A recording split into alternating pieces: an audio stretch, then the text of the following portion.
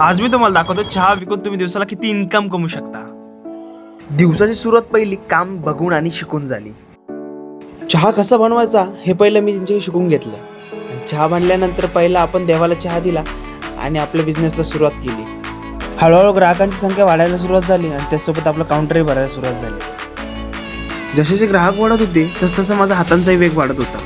वयाच्या वृद्धावस्थेपासून तर बालपणापर्यंत सगळे चहाप्रेमी मला इथं मिळत होते।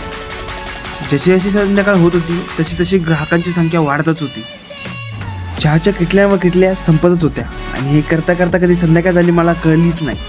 आजची तर चहाची तुम्ही इन्कम ऐकली ना तुम्हाला विश्वासच होणार नाही। ऑलमोस्ट मी दिवसभर चहा विकलेला आता मित्रांनो विकले टोटल आपण तसं बघायला हे मोठा 20 रुपयाला कुंदाचा हा. आहे हे 325 कप 325 आणि हा बारका 12 रुपयाला आपण साधा चहा देतो। अच्छा ते आपले 142 कप गेलेले 142 टोटल किती झाले आपले टोटल आपले आता जर कुंदा चहाचे बघितलं तर ते 6,500 जातात हा आणि साधे चहा आपले 142 घेतले 1704 रुपये 1700 अराउंड मग 8,000 मित्रांनो 8,000 रुपये मी एका दिवसामध्ये कमवले तर महिन्याची इन्कम जर काढली टोटल 8 16 24 2,40,000 रुपये आम्ही महिन्याला चहा विकून कमवू शकतात। ऍक्च्युली खर्च किती होतो आपला टोटल महिन्याला 60 ते 65,000 पर्यंत आपला खर्च 65,000 खर्च जरी ग्रॉस मार्जिन जरी काढला ना मित्रांनो तर जवळपास 1.5 लाखापर्यंत ग्रॉस मार्जिन चहा विकून कमवू शकतो आपण।